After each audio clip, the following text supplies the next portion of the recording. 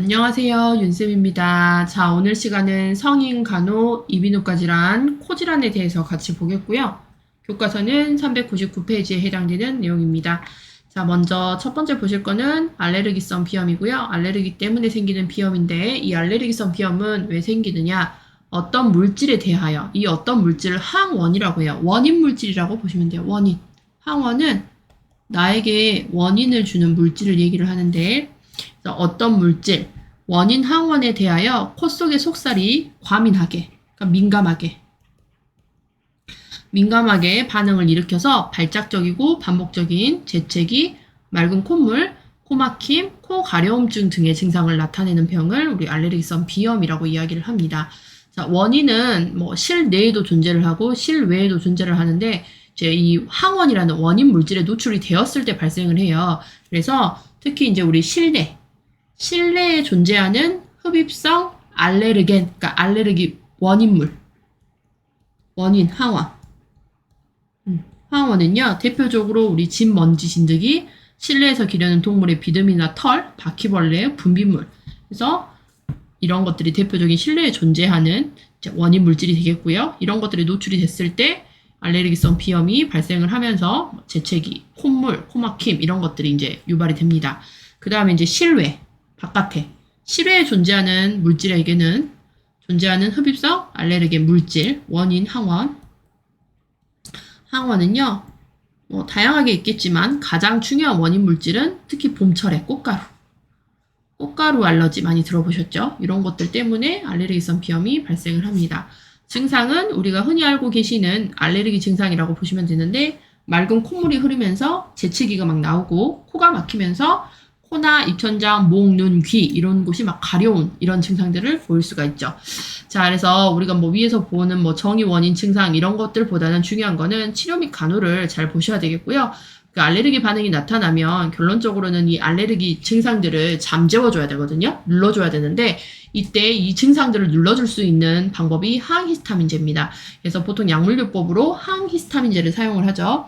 그래서 우리가 이런 몸에서 알레르기 반응이 나타나는 거는 히스타민 물질, 그러니까 원인, 항원에 노출이 됐을 때 우리 몸에서 히스타민이라는 물질을 분비해요. 히스타민이라는 물질을 분비를 해서 이 물질 때문에 이런 증상들이 나타나는 거거든요.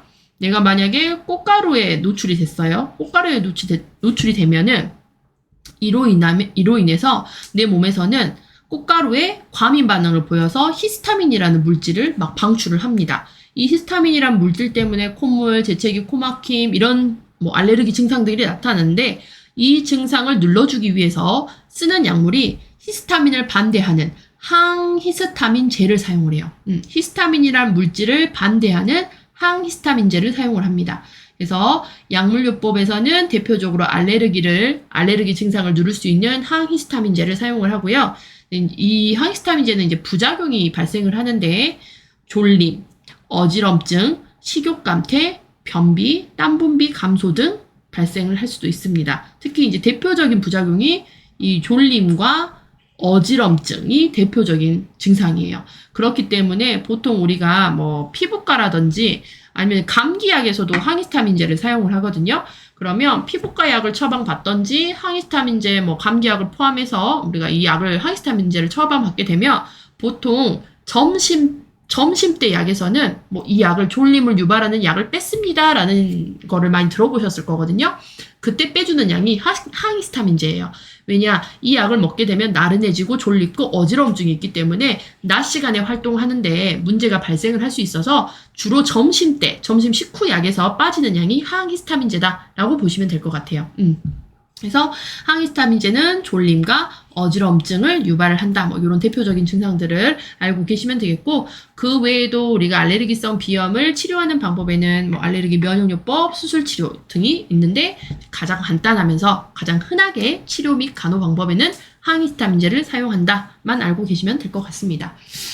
자, 그 다음에 이제 우리가 알레르기성 비염을 예방하는 방법과 주의사항을 한번 보겠습니다. 이런 부분에서 보통 시험이 나오죠. 자, 그래서 먼지, 알레르기를 유발시키는 원인 물질은 뭐 먼지, 온도의 변화, 담배 연기, 매연, 스트레스 등을 피하시고 수시로 환기를 실시하여서 실내 공간을 청정하게 유지하며 주변을 청결하게 유지를 합니다. 특히 먼지가 많이 날리지 않는 환경을 유지해 주시는 게 가장 좋습니다. 이 먼지가 자극제, 항원, 원인 물질이 되면서 알레르기를 유발하기 때문에 주변 공기를 깨끗하게 수시로 환기해주고 먼지가 없는 환경을 만들어주시는 게 좋겠고, 그 다음에 실외에 존재하는 그 알러지 원이었던 꽃가루, 그 다음에 황사, 요즘 미세먼지 심하죠? 미세먼지, 이런 것들이 심한 계절에, 특히 봄철이죠? 심한 계절에는 창문을 닫고 외출할 때는 마스크를 착용해서 알러지 원에 노출이 되지 않도록 피해 주셔야 되겠고요. 그 다음에 애완동물이 원인이 되는 환자에게는 강아지 알러지, 고양이 알레르기 뭐 있는 분들 있잖아요. 이런 분들은 애완동물을 기르지 않는 게 답이다라고 보시면 되겠습니다. 그 다음에 침구 세탁이 용이한 면 제품을 사용해요. 면 제품이 먼지 날림이 좀 덜하죠. 그 외에 모로 만든 제품, 모직 같은 것들이라든지 뭐 극세사, 뭐 이런 합성섬유로 만든 것들은 먼지가 굉장히 많이 날리기 때문에 면 제품을 사용을 해주시는 게 훨씬 더 좋고요. 그 다음에 차가운 얼음이나 음료수, 차가운 것들은 우리 비강, 코 안쪽을 빈혈 상태를 초래해요. 혈관을 수축시켜서 코 안쪽을 빈혈 상태를 유발을 해서 비염을 악화시키기 때문에 차가운 얼음이나 음료수는 피해 주시는 게 좋습니다. 그 다음에 우리가 알레르기 비염이 있으면 대표적으로 사용하는 약물이 항히스타민제를 사용을 한다겠고요. 그 다음에 또 사용하는 약물이 교감신경 자극제를 사용을 합니다. 그래서 교감신경 자극제는 뭐 시험 맥락에서는 그리 중요하진 않지만 문제은행에서 좀 다루고 있어서 설명을 드릴게요. 그래서 알레르기성 비염이 발생을 하게 되면 대표적인 증상이 코 쪽에 맑은 콧물이 흐르고 코 점막이 부어요. 코 점막이 이렇게 부종이 생기고 코 막힘. 코 쪽에 이런 문제가 생기면서 굉장히 불편감을 많이 호소를 하시거든요.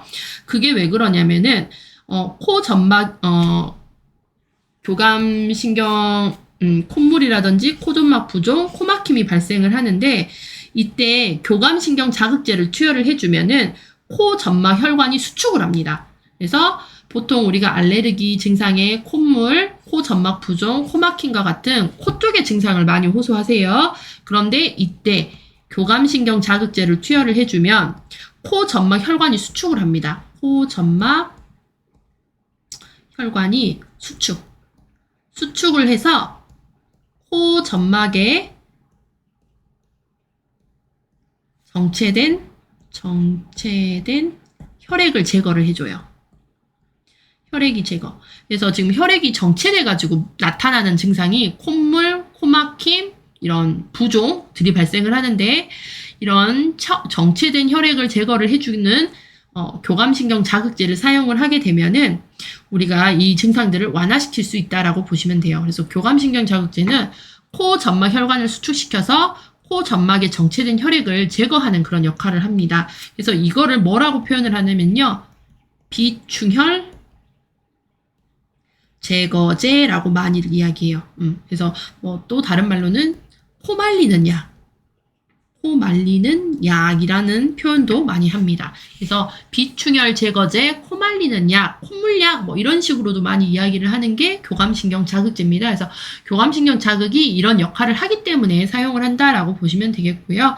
크게 중요하지는 않아요, 여러분. 그 다음에 더운 곳과 찬 곳을 피해야 하지만 상황이 그러지 못할 경우에는 갑자기 더운 곳이나 찬 곳을 접하게 하지 말고 단계적으로 몸에서 충분히 익숙해질 수 있도록 단계적으로 접한다라고 되어 있습니다. 그래서 차가운 공간에서 더운 공간으로 갑자기 이동하기보다는 서서히 이동을 해서 몸에서 적응을 할 수 있도록 만들어 주셔야 되겠고요. 그 다음에 감기에 걸리지 않도록 유의합니다. 알레르기성 비염이 있으신 분들이 감기에 걸리게 되면은 이제 감기 증상까지 더해지셔서 콧물, 뭐 코막힘 이런 것들이 훨씬 더 심해지시겠죠. 그래서 감기에 걸린 경우는 빨리 치료하여 합병증에 걸리지 않게 해주시는 게 주의사항, 뭐 예방 방법이라고 보시면 되겠습니다. 자, 그 다음에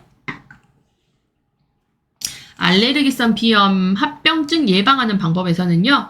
우리가 이제 코 쪽으로 합병증이 발생을 할 수가 있는데요. 자, 코를 풀 때는 한쪽씩 살살 코를 풉니다. 보통 우리가 코를 풀 때는 정말 온 힘을 당해서 세게 탱 하고 풀어내시는데 그렇게 하면 코에 너무 많은 자극이 돼요. 그래서 코를 풀 때는 한쪽씩 푸시는 거예요. 한쪽 맞고 코 풀고 한쪽 맞고 코를 풀고. 그래서 코를 풀 때는 한쪽씩 살살 코를 풀고 코를 한쪽을 맞고 한쪽씩 번갈아 풀어주는 것이 가장 좋다라고 되어 있어요. 이렇게 풀어주는 이유는 그래야 안에 있는 콧물도 잘 나오고 붓게 되는 것도 약간 줄일 수 있어요. 코가 붓는 곳, 코 점막 안이 붓게 되는 것도 약간 줄일 수가 있습니다. 한꺼번에 풀면은요, 또 중이관, 유스타키오관이라고 하는 한꺼번에 풀게 되면은 중이관에 걸리는 압력 또한 높아져서 불편감을 유발할 수 있고 뭐 중이염이라든지 다른 합병증으로도 넘어갈 수 있게 된다라고 보시면 되겠고요. 알레르기성 비염을 예방하는 방법에는 수분 섭취가 또 권장이 되죠. 그래서 2에서 3리터 이상의 수분 섭취와 자, 그다음에 물 500에 소금 5g을 섞어서 만든 용액을 매일 신선하게 만들어 비강에 분무한다. 코세척을 의미를 합니다. 그래서 코세척을 해주는 방법도 좋다라고 되어 있네요. 자, 그래서 알레르기성 비염은 여기까지 설명을 드리고요. 자, 그 다음에 이제 나오는 게 부비동염. 이게 우리가 흔히 알고 있는 축농증을 이야기를 합니다. 그래서 이제 부비동염 축농증이라고 하는 거는요. 자, 정의해 보시면 부비동이라고 되어 있죠. 코 주위 얼굴 뼈 속에 빈 공간이 존재를 합니다. 여기가 코며 요 코 주위에 이렇게 전두동, 사골동, 상악동이라고 하는 빈 공간이 존재를 해요. 이 공간에 염증이 발생을 하는 거죠. 염증이 발생하여서 콧물이 배출되지 못하고 고여있는 상태예요. 그래서 여기 옆에 그림에 보시면 이 공간에 이렇게 콧물이 고여있는 상태로 있는 걸 볼 수가 있습니다. 그래서 얘가 배출이 되지 못하고 여기에 고여있는 상태예요. 그래서 이게 농성 분비물이 고이면서 염증이 심해지는 상태. 농성이라고 하면은 굉장히 누런색의 분비물이라고 보시면 되거든요. 그래서 이런 분비물이 고이면서 염증이 굉장히 심해지는 상태라고 보시면 되겠습니다. 자, 원인을 보시면 부비동의 폐쇄가 가장 중요한 원인이에요. 폐쇄가 가장 중요한 원인이고, 자, 증상으로는 우리가 감기 증상 생각을 하시면 되는데, 특히 코 쪽으로 불편감 많이 호소하세요. 코막힘, 그다음에 이제 콧물이 나긴 하는데 이 농성 분비물입니다. 그래서 녹색 또는 황색의 콧물을 볼 수가 있겠고, 그다음에 이제 뭐 감기 증상, 염증 증상이기 때문에 열이 나는 건 당연하고요. 자, 중요한 증상에서는 심한 경우 우리가 구부린 자세, 허리를 이렇게 숙이는 구부린 자세를 했을 때 얼굴 부위의 압통, 얼굴 부위가 이렇게 눌리는 듯한 압통과 그다음에 머리 위쪽으로 두통이 동반이 될 수도 있겠고, 그다음에 이 얼굴 부위의 압통과 더불어서 방사통이 있습니다.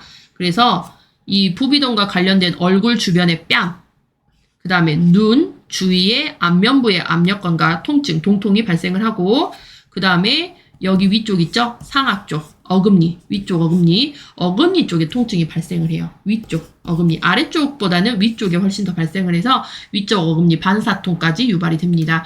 그래서 이 부비동 쪽에 고름이 고여있고 축농증이 생기게 되게 되면은 뺨 주변, 그러니까 부비동 주변으로 해서 방사통이 발생을 한다. 이 정도를 좀 알고 계시면 되겠고, 그 다음에 코가 목 뒤로 넘어가면서 기침도 유발이 되고요. 구역이라든지 그 다음에 인후통, 구토 이런 것들도 유발이 될 수 있다라고 보시면 되겠습니다.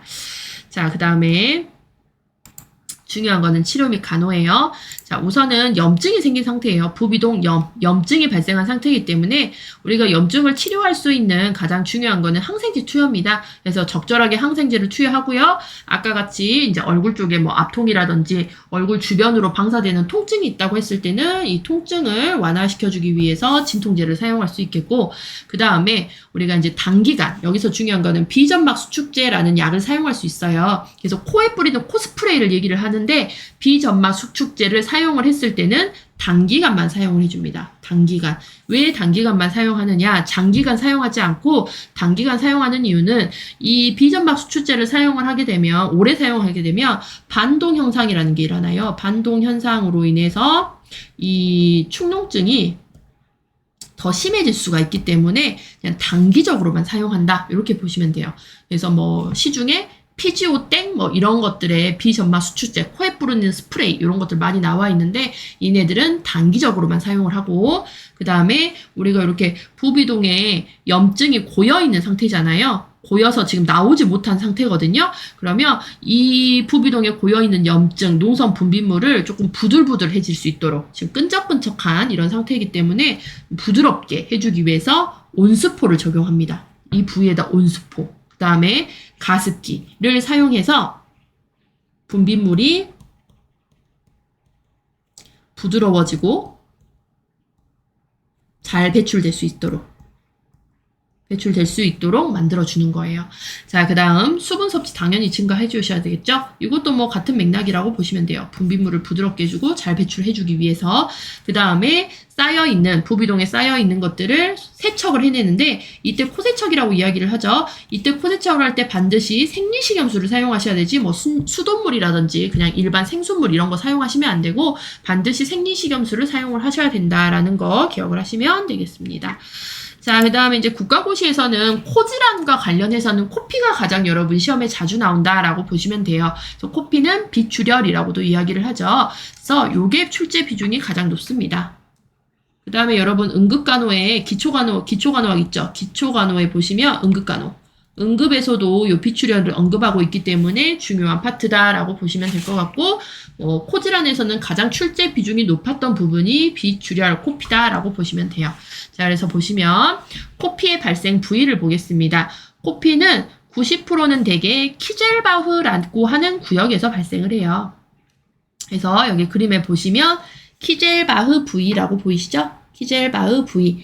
그래서 코피의 90%는 대개 키젤바흐 구역에서 발생을 하는데 이 부위는 코 중격, 비중격의 전하방 앞에서 앞쪽에서 아래쪽 여기 전하방에 위치하는데 여기 키젤바흐라는 부분은 혈관이 풍부하고 점막이 얕기 때문에 쉽게 외상을 받아서 코피가 발생을 하는 부위다라고 보시면 되겠습니다. 그래서 키젤바흐라는 부위를 좀 잘 기억을 해주시면 돼요. 그래서 보시면 콧구멍에서 2cm 정도 되는 곳에 있고 모세혈관이 집중되어 있어서 출혈이 일어나기 쉽다라고 되어 있어요. 그래서 우리가 손가락 딱 넣었을 때 있죠. 손가락 넣었을 때 손가락이 딱 들어가는 그 부위까지가 거의 키젤바흐 부위라고 보시면 돼요. 그래서 보통 이렇게 코파다가 발생을 합니다. 키젤바흐를 건드려서 코피가 이쪽에서 코파다가 발생하는 경우가 굉장히 많죠. 그래서 여기 보시면 외상이라고 되어 있는데 이 외상에 가장 흔한 외상은 여기 보시면 외상 있죠. 이 외상에서 이제 가장 흔한 외상은 뭐냐? 손가락 집어넣어서 코파다가 발생하는 것을 이야기를 한다라고 보시면 돼요. 그 외에도 뭐 사고도 발생을 할 수 있고 하긴 하지만 외상에서 가장 흔한 외상, 비출혈에서 가장 흔한 외상은 손가락 집어넣어서 코 팠을 때라고 보시면 될 것 같습니다. 자, 그 다음에 시험은 여기서 출제가 돼요. 비출혈의 치료 및 간호. 그래서 우리가 비출혈이 왜 발생하는지 그 원인에 따라서 이제 출혈을 컨트롤 해주시면 되는데 우리가 비출혈이 발생하는 원인은 굉장히 많은 거를 볼 수가 있어요. 아까 위에서 말했던 외상. 대표적으로 외상은 코파기. 아니면은 사고로 인해서 공을 맞았다든지 코에다가 이런 것들로 인해서 외상. 그 다음에 비중격 질환. 염증. 종양. 출혈성 질환.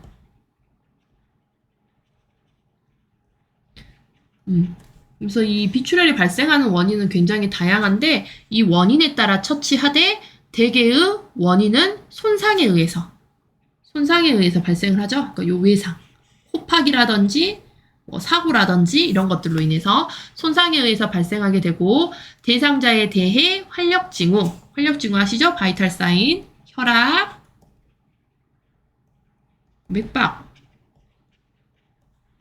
체온, 호흡. 자, 그래서 활력징후, 외상 여부 등을 사정을 해야 된다라고 되어 있습니다. 자, 그 다음에 우리가 이제 비출혈을 본격적으로 어떻게 치료하고 간호하는지 보겠습니다. 자, 우선적으로 코피가 비인두로 넘어가 기도 흡인되지 않도록 환자의 머리를 앞으로 숙입니다. 보통 우리가 코피가 나게 되면 머리를 이렇게 뒤쪽으로 이렇게 넘기는 자세를 하시는데요. 그렇게 하시면 안 되고 머리를 앞으로 숙이시고 의자에 앉힙니다. 의자에 앉혀요. 그래서 안정을 시켜주는 거예요.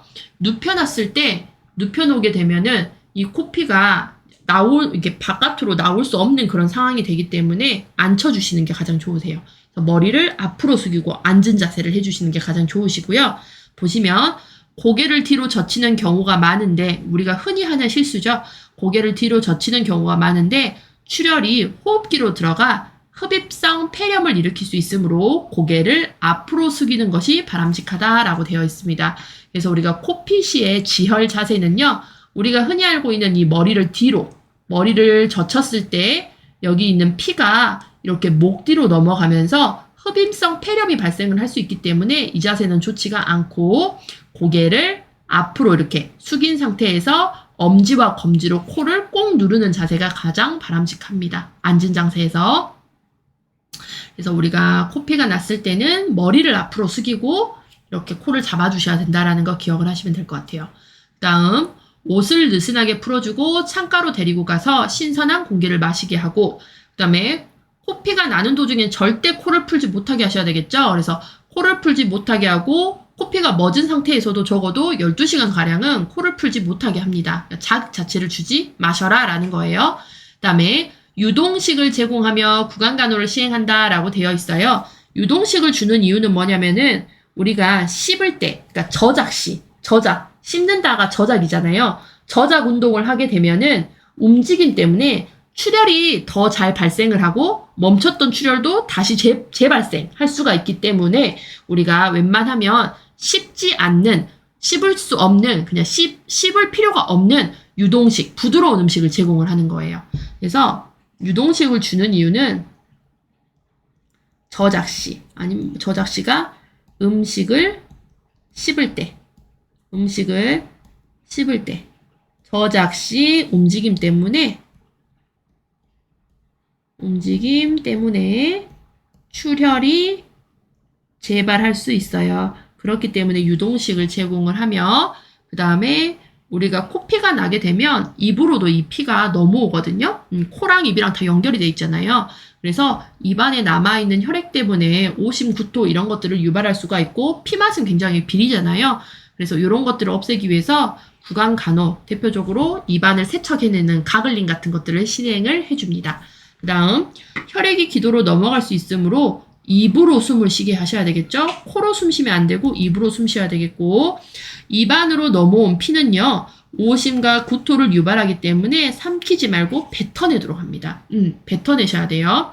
그 다음에 콧등의 양옆을 엄지와 인지로 단단히 잡고 최소한 5분 이상 꾹 눌러주셔야 되겠고요. 그 다음에 이제 지혈의 목적으로 목덜미라든지 콧등에 얼음찜질을 해서 혈관 수축을 유발을 합니다. 그래서 얼음찜질, 혈관 수축을 하도록 하고 꺼주로 막아주죠. 코 안쪽을 막아줘야 돼요. 그 다음에 당분간 코 안에 응고된 피딱지를 파내지 않도록 교육합니다. 다 멈춰있는 상태에서 이 피딱지를 파내다가 재출혈이 발생할 수 있기 때문에 응고된 상태에서는 피딱지 절대 파내시면 안 되겠고 코풀기도 12시간가량은 하시면 안 돼요. 그 다음에 출혈이 멎은 후에는 수시간, 3시간에서 5시간 동안은 큰 동작을 취하지 말고 안정하도록 한다. 재출혈의 위험성을 낮춰주기 위함이다 라고 보시면 돼요. 큰 동작을 했을 때 자극이 되거나 압이 올라가기 때문에 이 압으로 인해서 다시 출혈이 발생을 할 수가 있기 때문에 안정, 3시간에서 5시간 동안은 큰 동작을 하지 말고 안정하도록 한다라고 되어 있습니다. 자, 그 다음에 코 수술 환자의 간호 여러분, 코 수술. 코 수술을 했을 때 우리 환자 간호 어떻게 하셔야 되느냐? 자, 통증 있으면 어떻게 해야 되겠죠? 통증 완화를 위해서 진통제도 사용할 수 있지만 얼음찜질을 시행을 합니다. 그래서 우리가 코 수술을 하게 되면 통증도 있긴 하지만 출혈, 그 다음에 부종도 발생을 하잖아요. 그래서 통증 완화와 출혈, 부종을 다 완화시켜주기 위해서 얼음찜질이 가장 적합하고요. 그래서 수술 후에 출혈과 부종도 관찰을 잘 해줍니다. 그 다음에 호흡곤란을 관찰하셔야 돼요. 코 쪽을 지금 호흡하는 곳을 우리가 수술해 놓은 상태이기 때문에 호흡곤란이 발생을 할 수 있어서 호흡곤란 관찰 잘 하시고 그 다음에 차가운 습기 이런 통증 완화, 출혈, 부종 완화를 위해서 습기를 적용을 하는데 찬 습기를 하는 거예요. 차가운 걸 이용하는 거는 통증 완화와 출혈 감소, 부종 완화를 위해서 차가운 걸 쓰고 자, 찬 습기를 적용해서 분비물을 묽게 해주고 코에 가피, 딱지가 형성되는 것을 막아줍니다. 그 다음에 코는 풀지 않고 가볍게 흘러나온 것은 닦도록 한다라고 되어 있네요. 자, 이렇게 하시면 여러분 이비인후과 질환의 코와 관련된 요약 정리는 완료가 되었습니다. 다음 시간에 문제풀이로 여러분 찾아뵙도록 할게요. 수고하셨습니다.